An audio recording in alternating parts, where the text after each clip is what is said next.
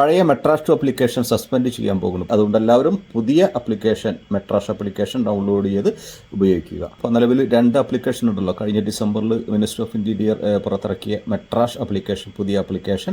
ഇപ്പോൾ നിലവിൽ 2 ആപ്ലിക്കേഷനുണ്ട്. Metrash 2 ആപ്ലിക്കേഷനുണ്ട്, Metrash ആപ്ലിക്കേഷനുണ്ട്. രണ്ടും വർക്ക് ചെയ്തുകൊണ്ടിരിക്കുന്നുണ്ട്, ആക്റ്റീവ് ആണ്.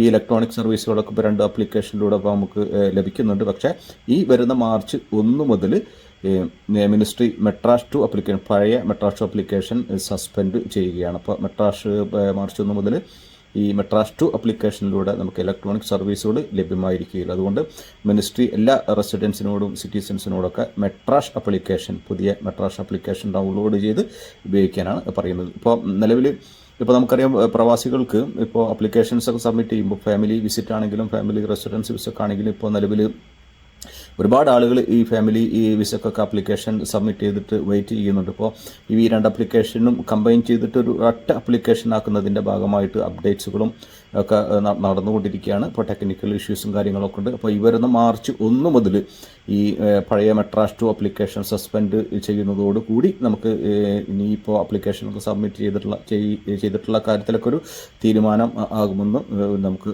വിചാരിക്കാം.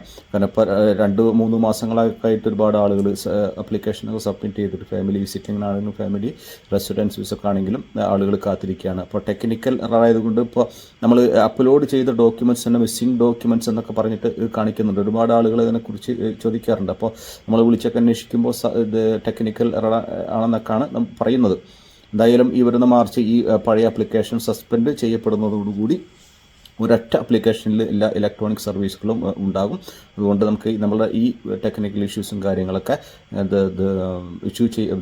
സോൾവ് ചെയ്യപ്പെടും നമുക്ക് പ്രതീക്ഷിക്കാം. ഓക്കെ, അതുകൊണ്ട് എല്ലാവരും പുതിയ ആപ്ലിക്കേഷൻ മെട്രാഷ് ആപ്ലിക്കേഷൻ ഡൗൺലോഡ് ചെയ്ത് ഉപയോഗിക്കുക.